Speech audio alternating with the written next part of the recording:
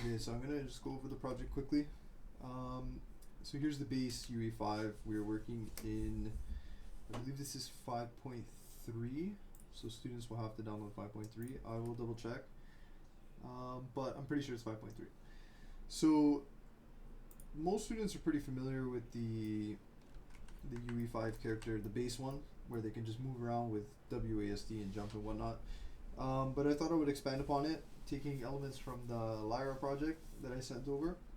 So the goal of this is to kind of incorporate character movement, simple animations, and then eventually maybe we'll start to go towards other things like firing of a weapon and hit collision and stuff like that.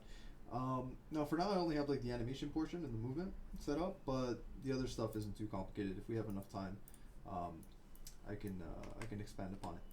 So the UE5 usually gives you like a base character with some parameters that you can adjust.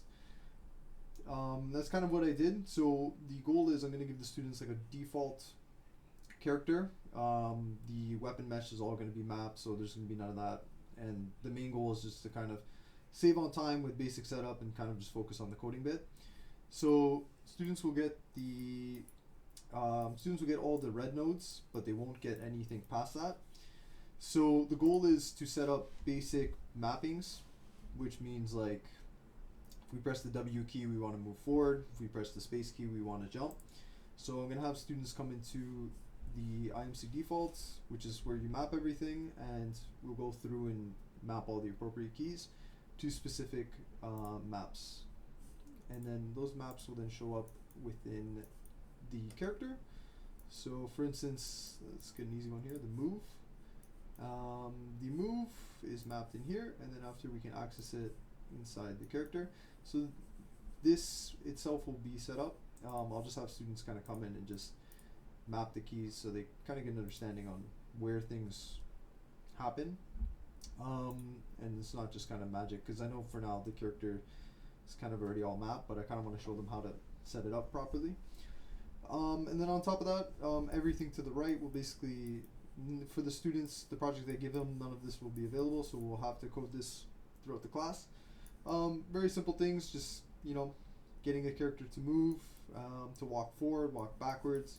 We're going to have things for looking, so to move around the mouse. How does the character look around the world? Simple things like sprinting. What else do I have in here?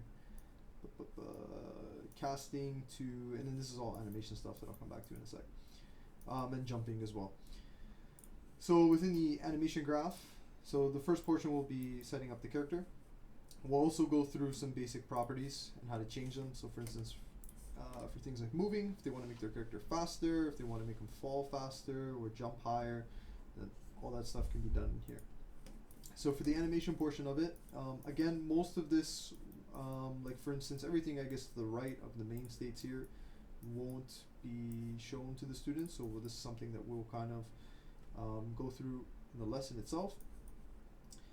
So this is all to do with animation, so I'll go through and explain it to them. But basically this is like for the jumping animation, the walking animation, the running animation, and stuff like that. And then we have basic locomotion trees, which we'll set up as well. So I only have two. It's just you have your idle state, which is when the character is standing still, and then the walk/run state when the character is walking or running. So, and then I have a last one here for hand sways. Debating whether or not I should go over this, but it's just a little extra work. If we have, I guess, extra time, I can go over it. But it's just the swaying of the hands, which I'll showcase in a sec. And then for the basic locomotion, I'll have this, again, we'll set up this as well. This is where the hand swaying comes in, but the basic locomotion is, I'll have the actual graph made up for them, but everything within the graph we'll have to set up. Everything will have be commented beforehand, just none of the code will be there, so we'll have to put it in together. And then again, this is just for the movement, so if the character is at a certain movement, say he's at 100, what are we going to do? We're going to walk, we're going to sprint, right? If the character is at 1,000 movement, then we're going to sprint, or if the character's jumping, if his acceleration in the air is past a certain point, then we'll trigger the jump animation, so on and so on. So it's very basic. The goal is to kind of get through this as quick as possible.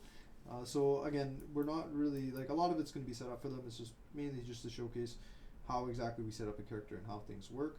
But the character itself is, we'll jump into game.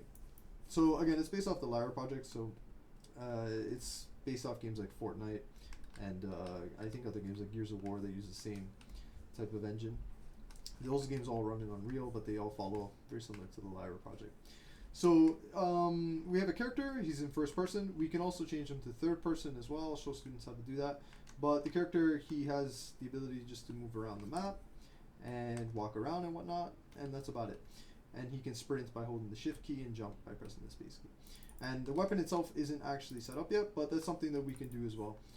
We can set it up so when the students click the mouse or whatever button they want, it will fire off a round, and then after, for instance, these cubes here which move, they'll go flying in the air and whatnot. So, and again, we can continue to expand upon this in future classes. We can add enemies and other things. I guess the goal is just kind of get a base project and then continuously build upon it depending on the student's request.